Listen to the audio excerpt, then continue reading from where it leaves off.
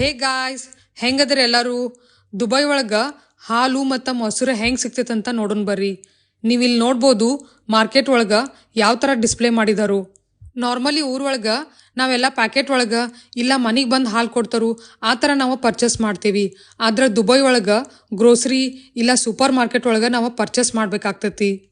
ನೀವಿಲ್ಲಿ ನೋಡ್ಬೋದು bottles cans ಒಳಗೆ ನಮ್ಗೆ ಈ ಥರ ಫ್ರೆಶ್ ಮಿಲ್ಕ್ ಸಿಗ್ತೈತಿ ಮತ್ತು ಬೇರೆ ಬೇರೆ ಕ್ವಾಂಟಿಟಿ ಒಳಗೂ ನಮಗೆ ಸಿಗ್ತೈತಿ ಇಲ್ಲೇ.